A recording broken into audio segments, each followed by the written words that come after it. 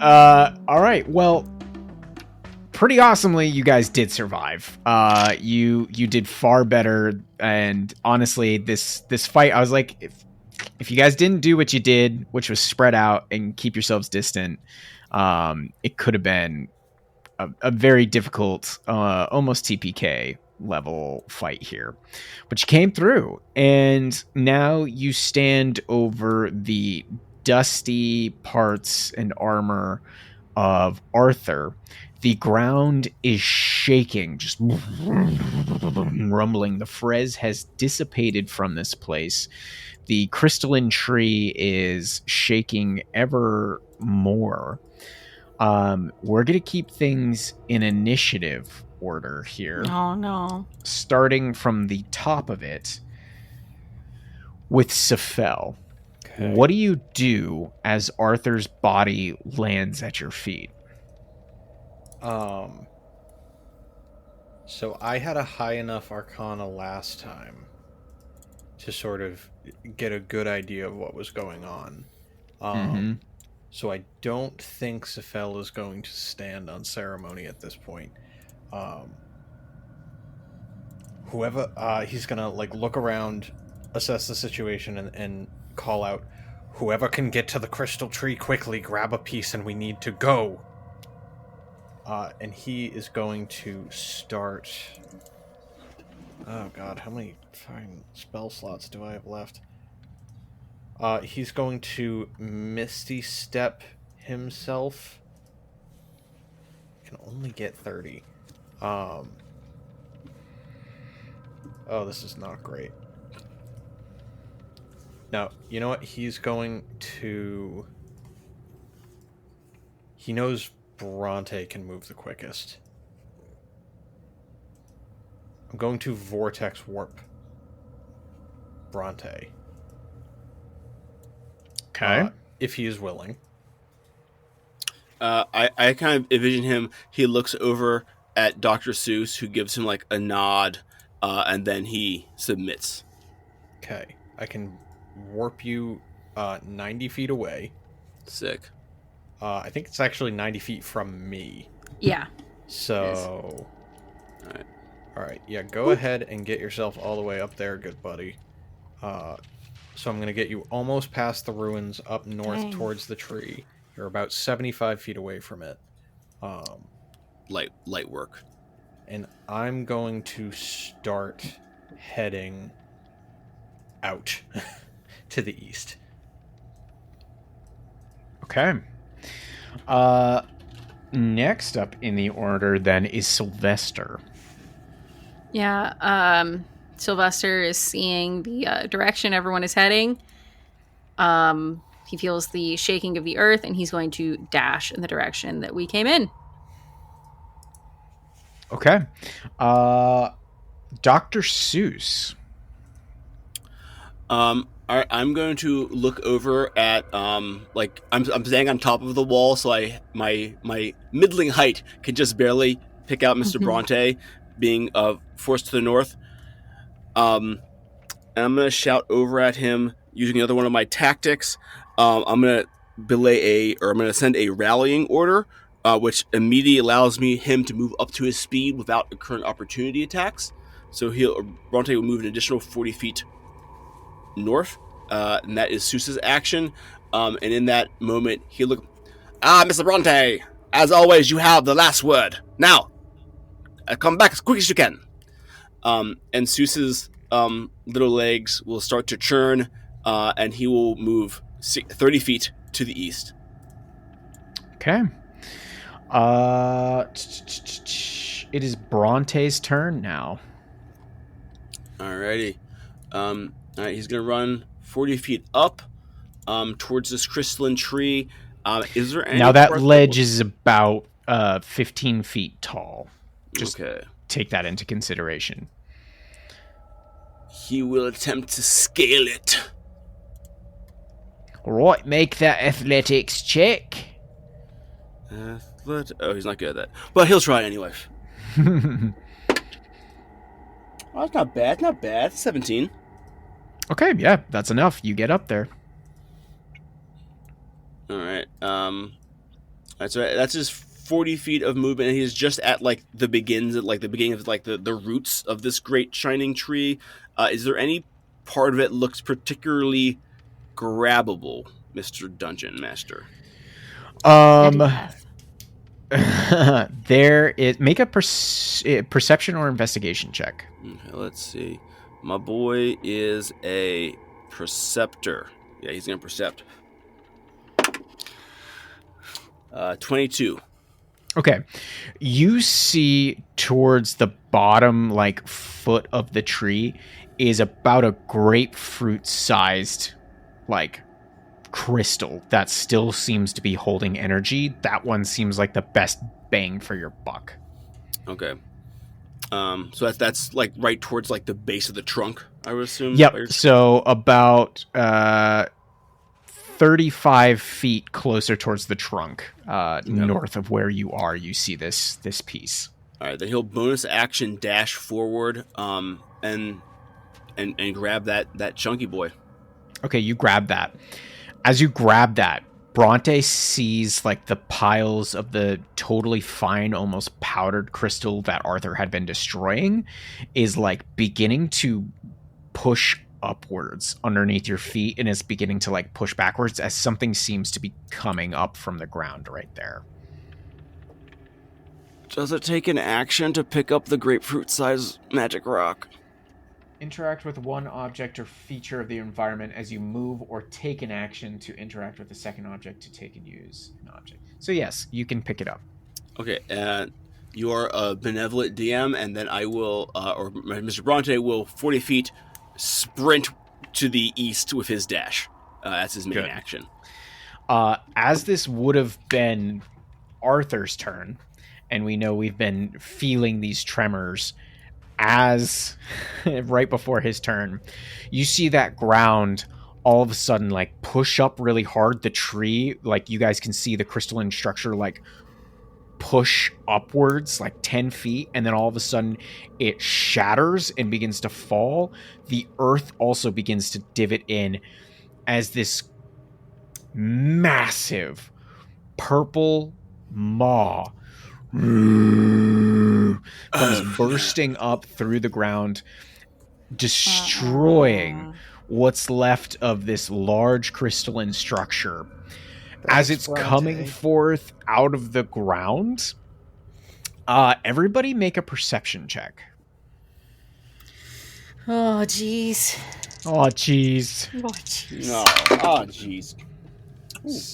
17 for Sephel. Okay. I got 22 for Bronte and a 13 for Seuss. 13 for Scylla. 6 right. for Sylvie. It's enough, because as this gargantuan purple worm erupts through the ground, you all manage to hear this. What? And you look to the side of the purple worm, and you see this little dwarf has hooked himself onto the plates of the purple worm, and is just and is riding it. Riding it is not quite right. He's more got these pythons into it / crowbars, and he's just flailed against the side. It is still the purple worm's turn. So it comes up, and it as it reaches its peak, it then kind of stops, and that dwarf hits against the side, and he's like, ah, damn. Lisan al Gaib. I had this character in mind for a while, and it just Dune had to come along too. This dwarf is semi-conscious as he looks around, and he sees Bronte. He's like, "You should run, kid!" And the purple worm roars and is going to attempt to bite down at Bronte. Oh no! Be a lot cooler if you didn't. That is a 23 to hit. Yeah, that'll hit. Oh, wait, I gotta move a little bit first because it's only 10 feet of reach. What's my movement? Oh, it's 50 feet. Jesus. So Oh, he gets within 10 feet, and it's just like it's come up and it's just bending down over in like a candy cane shape to start biting at Bronte. So that is going to be some damage. This is gonna be good. I'm rolling real shit for damage, guys. It is 15 points of piercing damage. However, if the target is a large or smaller creature, it must succeed on a DC 19 dexterity saving throw or be swallowed by the worm. So make that dexterity saving throw. I will do so. I'm also going to go ahead and uncanny dodge that to take off a little bit of that burn. Good thinking. All right, let's make the most important check of this character's short life. Yeah, you know how you usually roll low? Don't do that. Oh. I don't know, man. That's Double-digit numbers are your it's friend. kind of my thing, though. So, I got double digits. I got a 10. This is positive. Because he has a plus 8 to dexterity saving throws. And Let's go. a stone of good luck, 19. Safe. Hey. Oh my god. All right, so Alright, you get like the edge of the teeth scrape against Bronte as it then begins to like dive back down into the earth, and the dwarf is like just going right past Bronte's face like, I told you, and is starting to disappear into the ground again.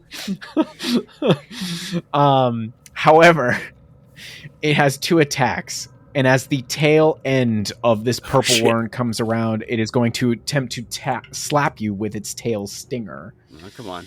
Come on. Come on. Oh, shit. That's a natural 18 for let me just double check. A 32 to hit. Rip. All right. Somebody Get my get this man outta here. D6s. That is 20 points of piercing damage, and I need you to make a Constitution saving throw as poison begins to enter your body.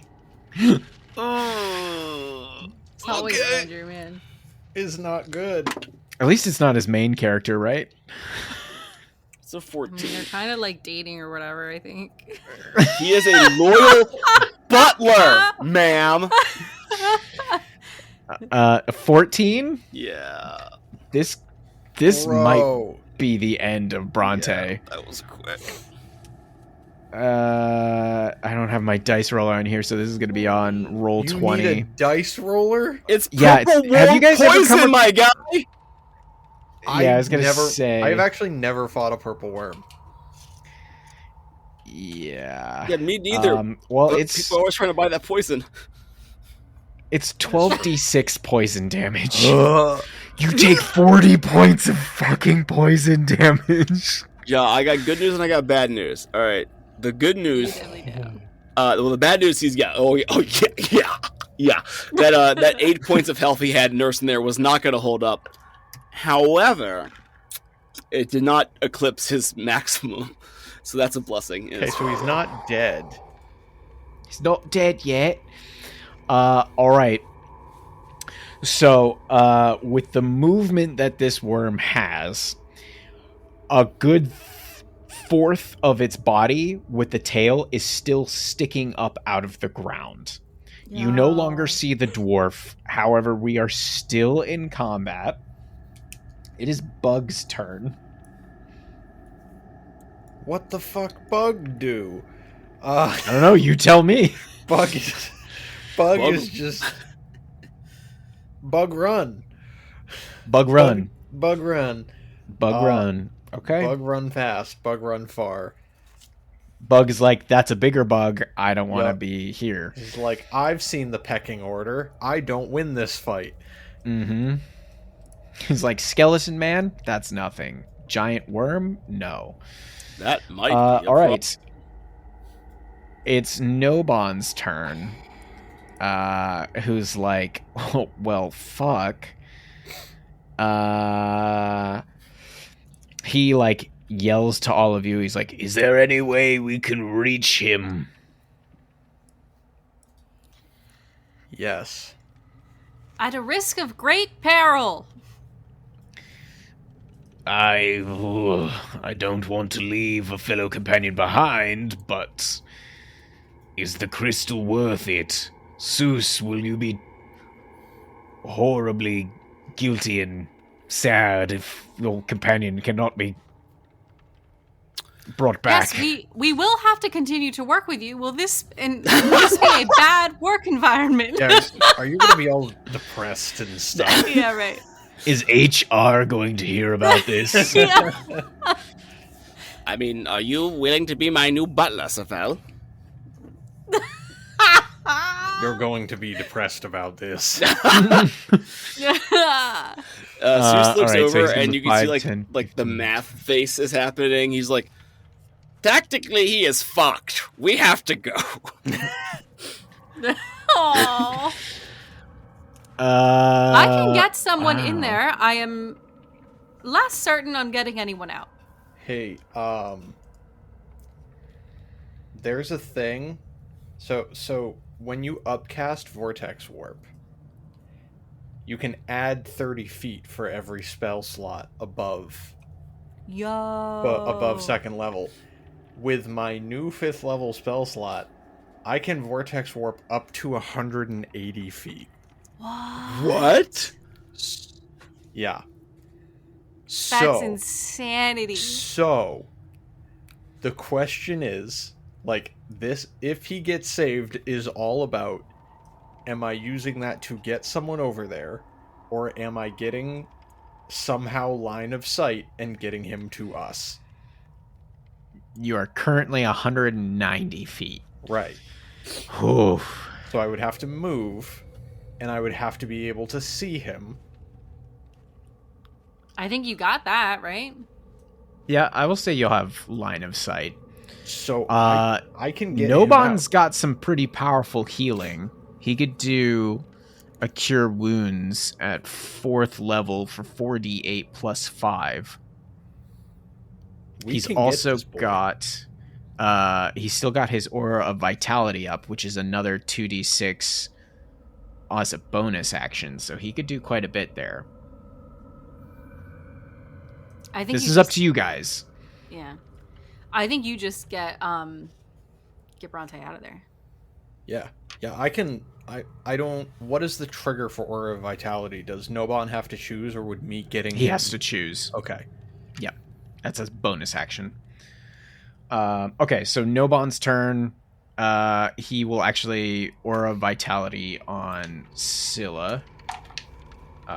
You get 7 hit points back. Thank you. Okay, so that's Nobon's turn. It is now Scylla's turn. Scylla. I'm gonna run. My rage drops. Okay. And I'm gonna get over to Sephel with a full dash. All right. Sephel, it's your turn then.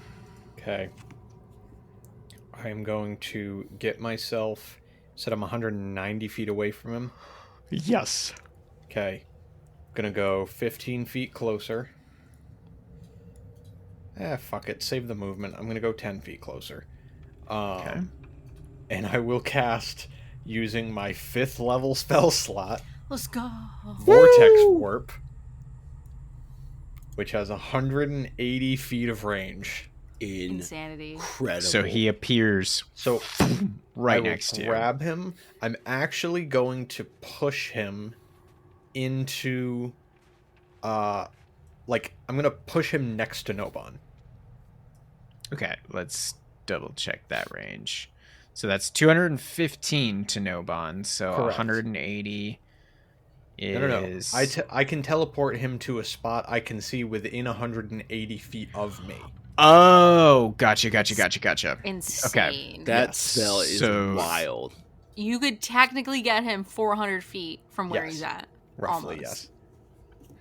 All right. Yeah, he appears right next to Noban, his unconscious form, the crystal kind of still in his loose grip. All right. Is that the entirety of your turn? You've got 20 more feet of movement. Yeah, I'm going to make a beeline back past Scylla and still making my way out of the room. I take an attack of opportunity. I'm leaving here. And he's Just dead. kidding. Do it. Do it. The time has come. Yeah, this is my moment. All right. I'm glad it was you. It is Sylvester's turn then. All right. Sylvie has no reason to stick around. He just met these people, and there's a worm. There'd be a worm. Okay. He's exiting. Great. Dr. He Seuss. is exiting. All right. For Team Seuss, he is gonna run. First, he's gonna run 30 feet to the south here. Can I get a quick check on this Death Knight here? You got any loot from me on that big corpsey boy? Roll an investigation check. I will do so with my bonus action per droid analysis.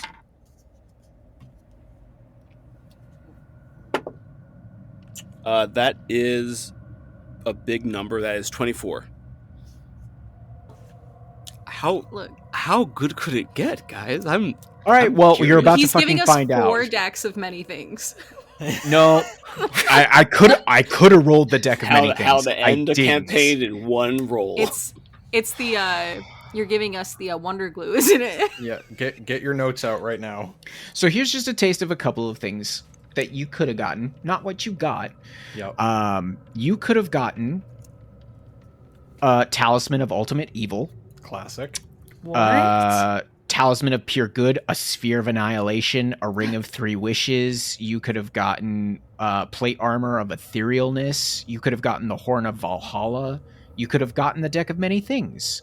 You could have gotten a Cubic Gate, Ifriti Chain. This is CR17 and up. Mm-hmm. If you roll the 99, you get to roll a D4 on the Magic Table Eye, which is all that. You could have gotten the Hammer of Thunderbolts. Luck Blade.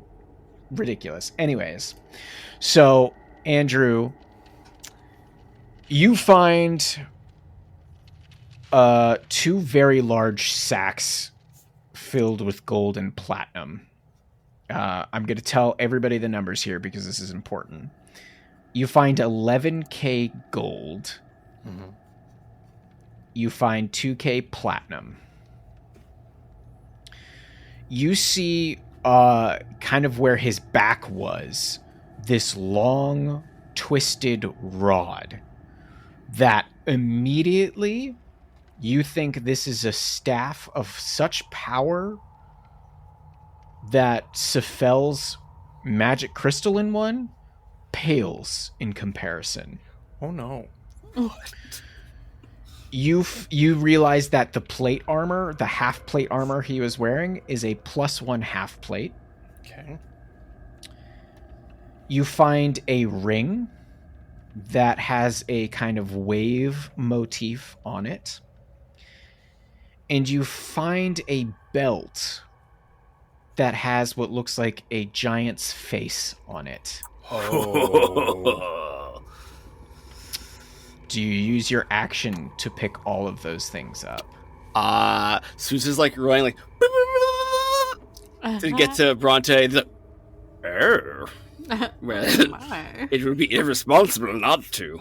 Yes, I will use Bronte my would want me to take these. He wants me to do this. He wants us to be well off. I pick up all that stuff. Okay. You pick up all those things, and we'll go over those later, or when you guys sit down to identify, because this is huge. All right. That is the end of your turn? That is the end of my turn. Okay. It's Bronte's. They're still unconscious currently, so make that death saving throw. 11. Okay. 1 success. It is the purple worm's turn. Who bursts back up from the ground and is going to move 5, 10, 15, 20, 25, 30, 35, 40, 45, 50, and is like beginning to move down the ledge, and just, and you see that dwarf is kind of standing on the back, and he's like, hold on, everybody, we're gonna try and turn this.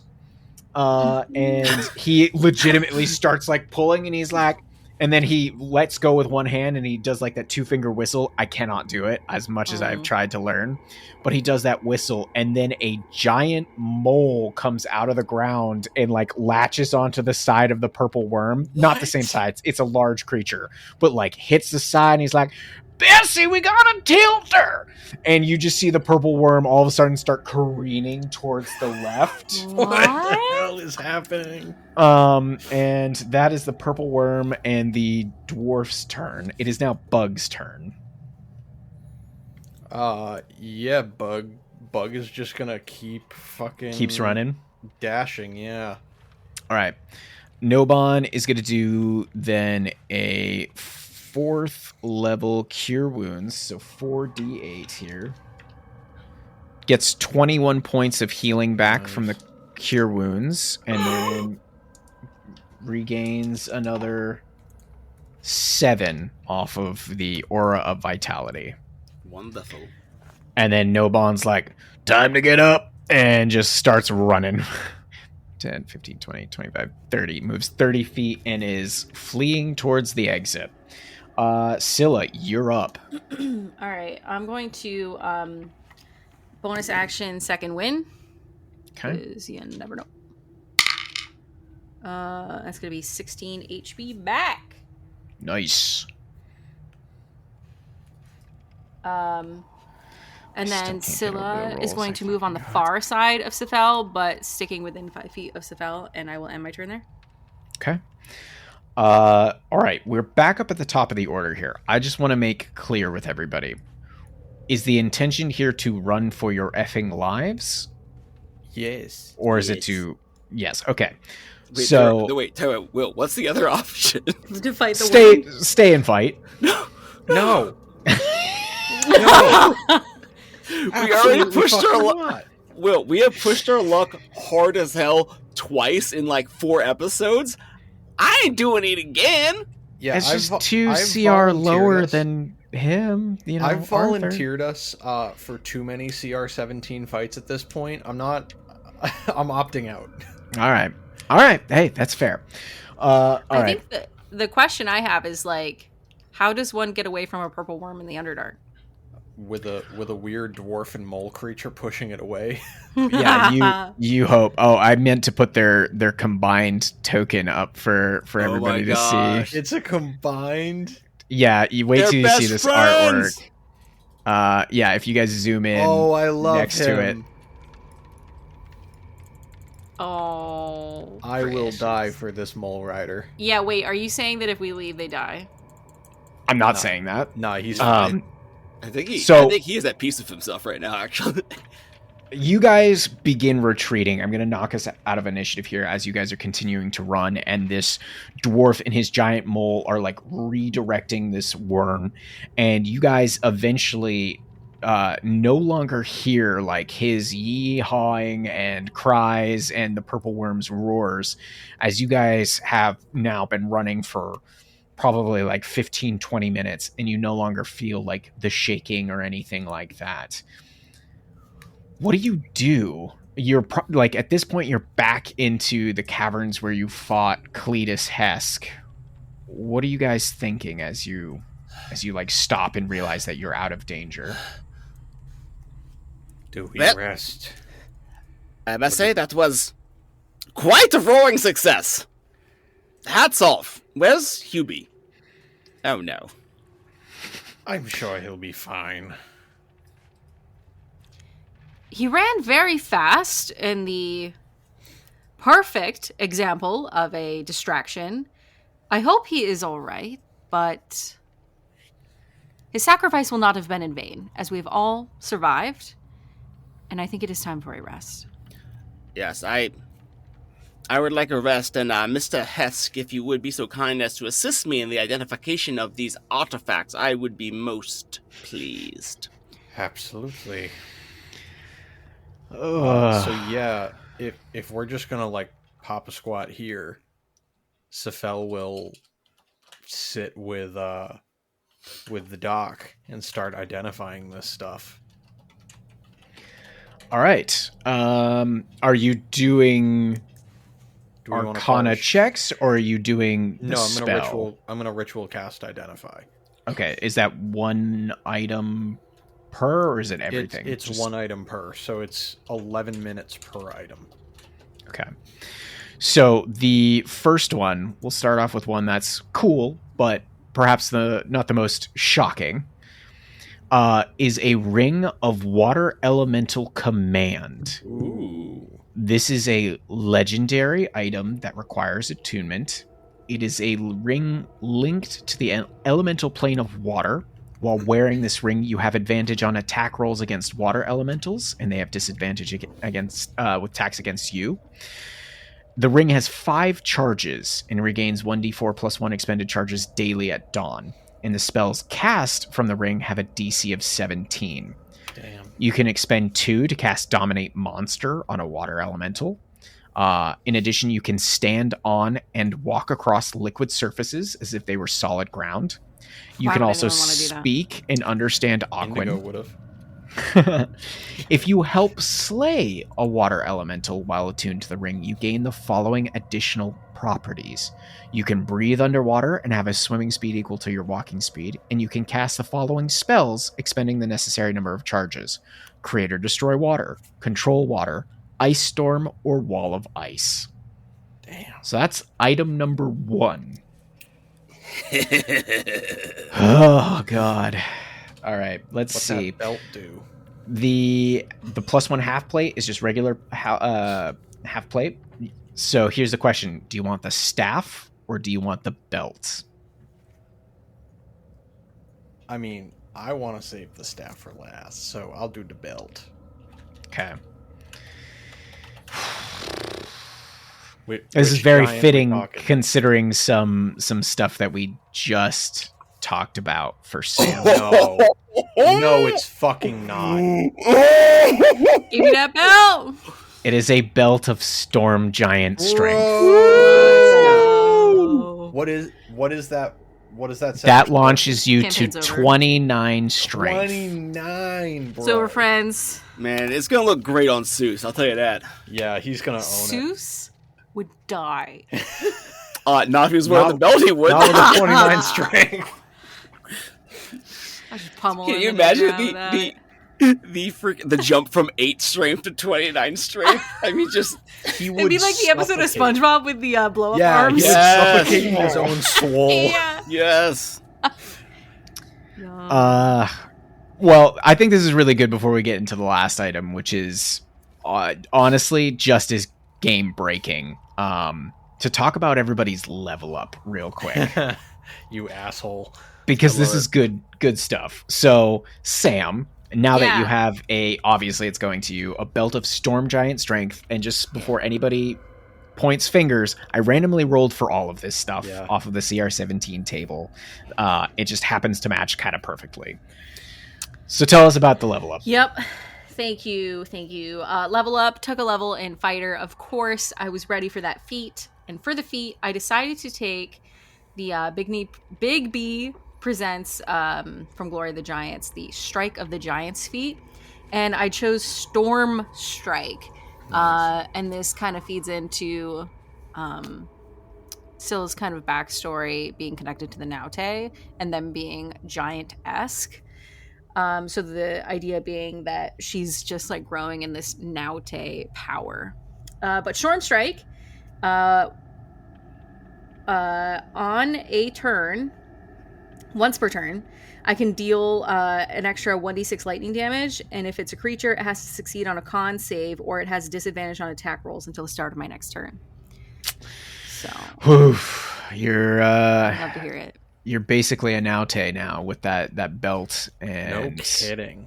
everything else you've got going on. Get them. Oh, That's enough. That's enough. Jeez, you guys don't even need to be level 16 to face the Demon Lords now. Seuss, tell us about your level up and clarify for everybody, because I don't think we've done this yet, what you are. No, I have not. I have not gone at length about the homebrew abomination you've allowed into the game. Seuss is now a level 9 Savant. Savant is a class that we are running a 2022 version of. That is a intelligence class that does not rely on spell class casting. So he is a tactician, and he can use his insight to kind of help out his allies, or to strike at the weak points of his foes. And as part of that tactician subclass, he is also a nerd to combat. So back actually at level 8, I picked up immunity to the frighting condition. And this time, at level 9, I am ever vigilant. I now have advantage on initiative checks, and as long as I am conscious, I cannot be surprised. Ooh. Seuss is loose, and he's always watching. Hell yeah. And he's ready to drop that nut. That's so good. Here comes the nut. All right, Sephel, walk us through this 9th level wizard. Sure. So, actually a very simple, not lame, but simple level up. I got access to 5th level spells, so I have a single 5th level spell slot. And along with that, I picked up Teleportation Circle. Yay! So now that we have access to a couple circles, especially, namely the one in Sekarak's tower, we are now able to teleport around long distance, which has been something that we've been wanting for a little while. Yeah, we've been wanting that. Yeah, that's awesome. Without having to risk the dangers of the timepiece. So, all right, well, that's just good, great, love it, awesome. Anything you want to talk about? We did our HP. Everybody rolled higher than me, so everybody's gonna survive a little bit longer, despite my best fucking efforts. you're trying real hard, man. We see you. I know, but also the EXP gain that you guys are getting is pretty damn good. I actually just added a little bit more for surviving the purple worm, because there should always be a little bit for running away from an encounter, because you learn something. And so the last item for everybody that's chomping at the bit at home. Any guesses? Staff of Power? Is a Staff of the Magi.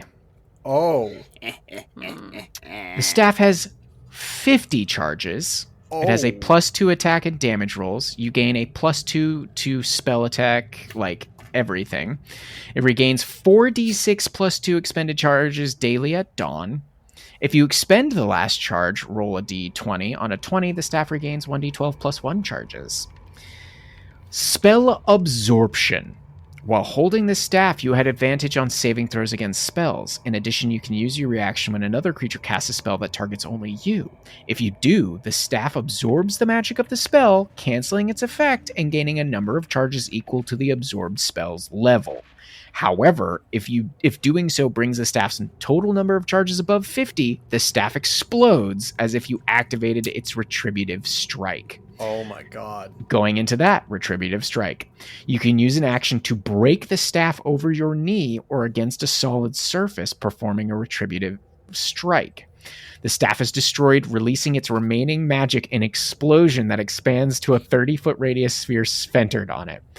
You have a 50% chance to instantly travel to a random plane of existence, avoiding the explosion. If you fail to avoid the effect, you take force damage equal to 16 times the number of charges in the staff. What? Every other creature in the area must make a DC 17 dexterity saving throw. On a failed save, a creature takes an amount of damage based on how far it is away from the point of origin, and there's a whole chart. Incredible. Now we're going to talk about the spells in it.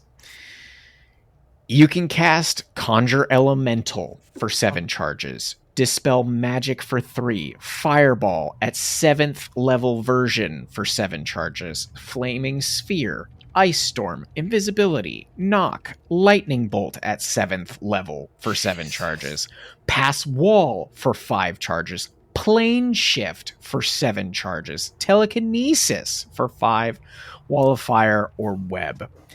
You can also use an action to cast one of the following spells from the staff without using any charges: Arcane Lock, Detect Magic, Enlarge or Reduce, Light, Mage Hand, or Protection from Evil and Good.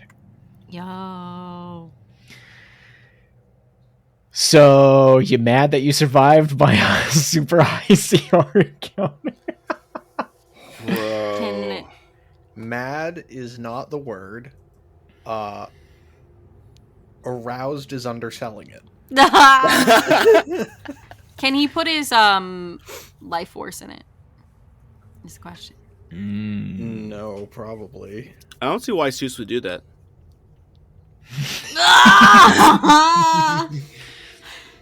Yeah, it does say Warlock, Sorcerer, Wizard, or Savant can use the Staff of the Magi. Weird. Imagine. How interesting.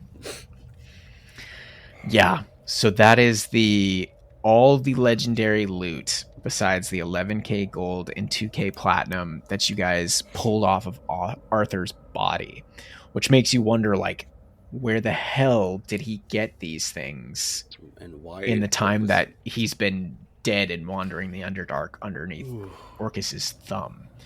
And also, what fantastical power this puts you in your hands with the fight that you've had ongoing. I'm ready to take on that worm. Give me an hour. Just gotta do this.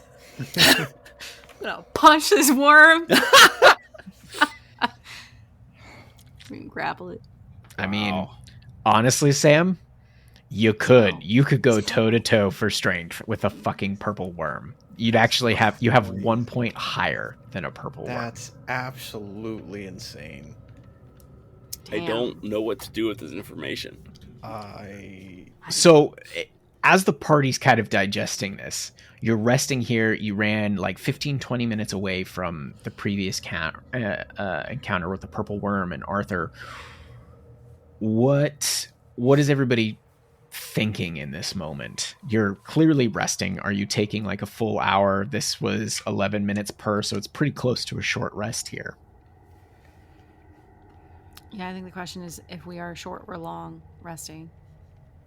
Do we feel safe enough for a long out here? I only need a short.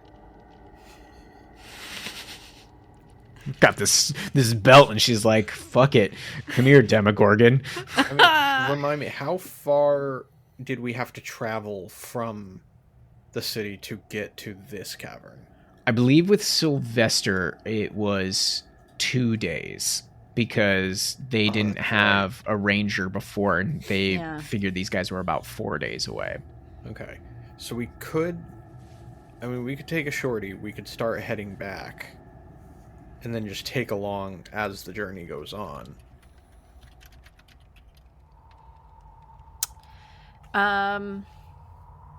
Yeah, I mean, maybe our strategist has some thoughts.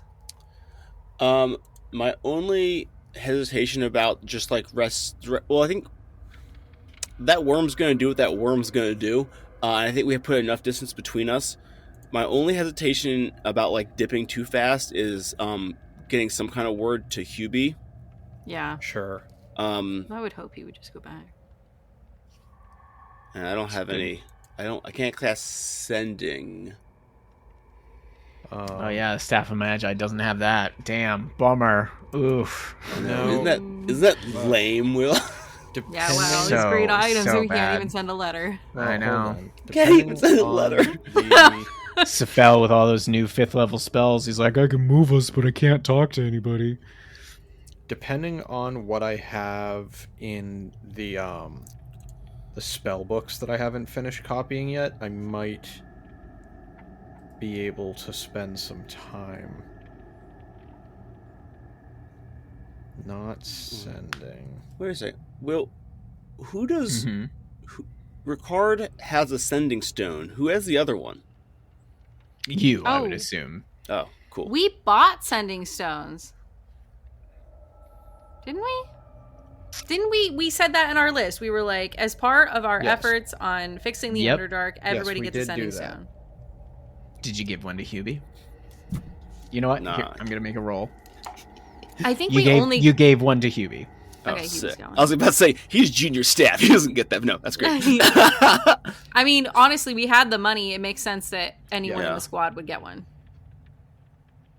All right, As long as so they you give got it one back. for Hubie. Seuss to Hubie.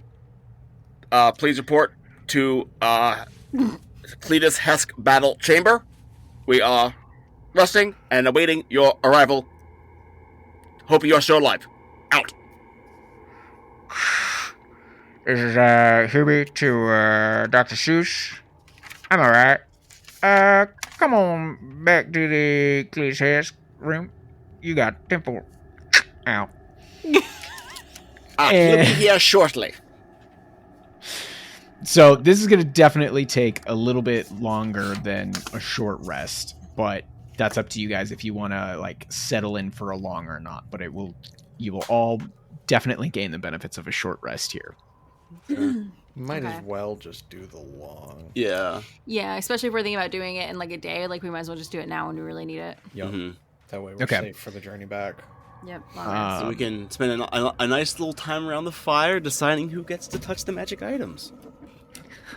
Mhm. So as you guys are kind of setting up more of a base camp here, and you're taking the time to go through the weapons, you're waiting on Hubie to make their way back. Hopefully they can find a relatively safe route that doesn't involve interacting with the worm in the previous caverns. A couple hours in, who would be the first, like, who's up on watch here? Who's taken first? Seuss can watch you. He's in pretty good shape physically. Okay. Make a perception check for me. I'd also like to have a quick convo with Sephel.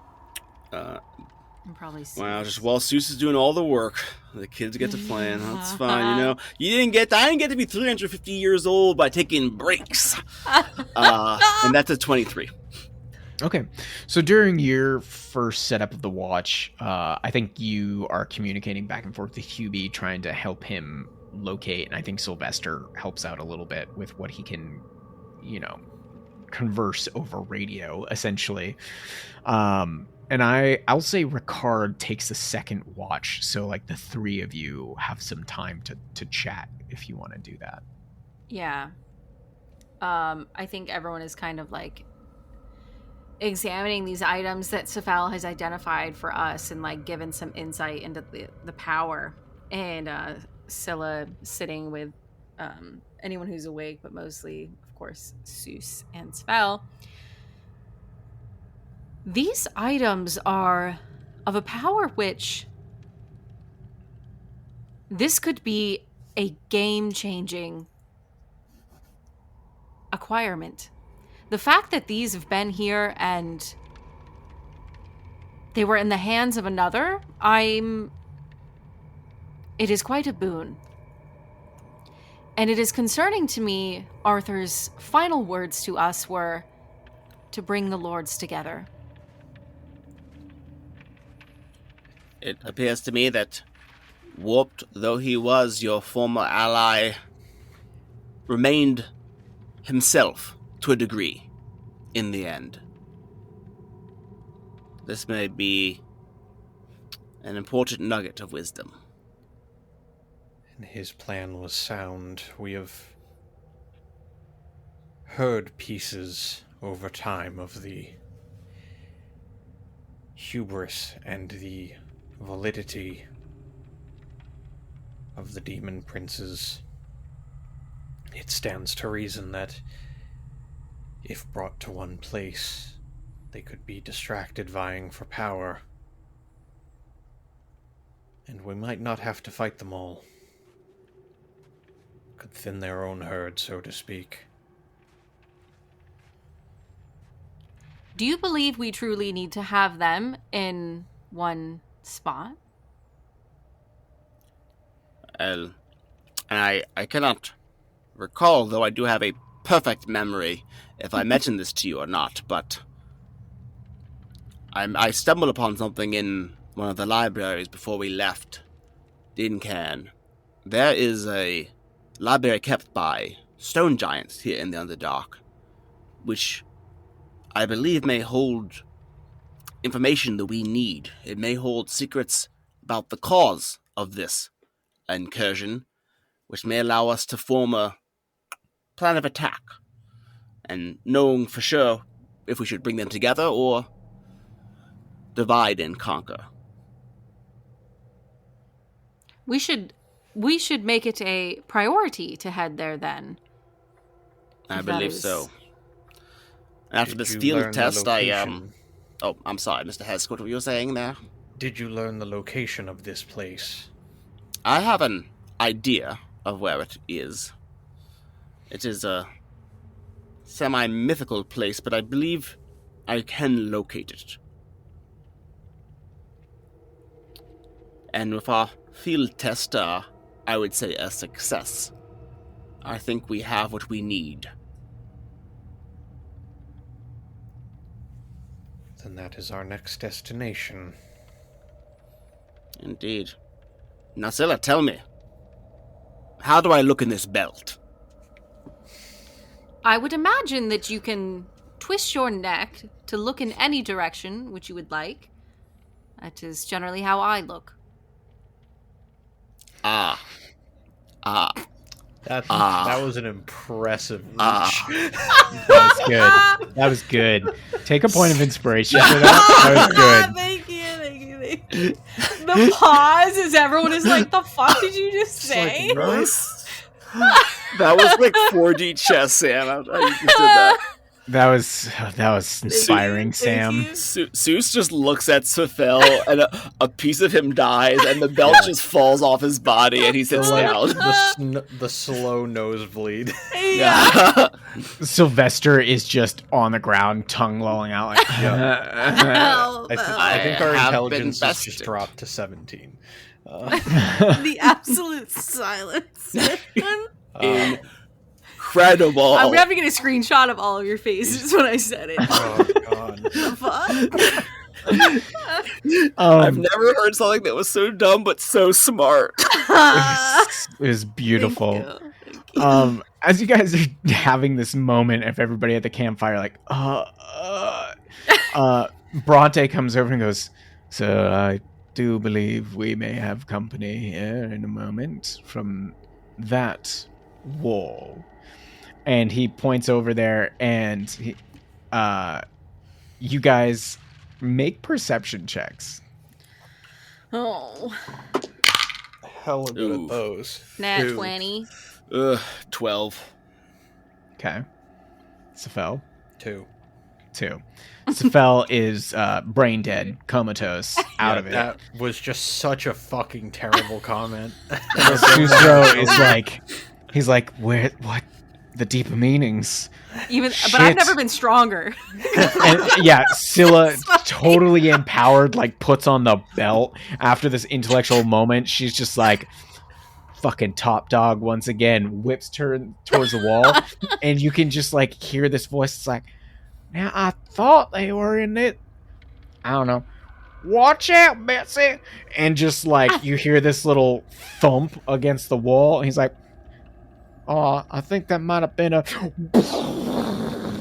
As this explosion launches out into the room, dust, debris, rock, just everywhere outwards, and then crawling out of the wall comes this giant mole and dwarf figure emerging from the blast. They're covered in soot, and he's just like, "Well, hey now, y'all, I've been looking for you. The name's Dallon the Pickle, because I always get into trouble." And we'll see you guys next time.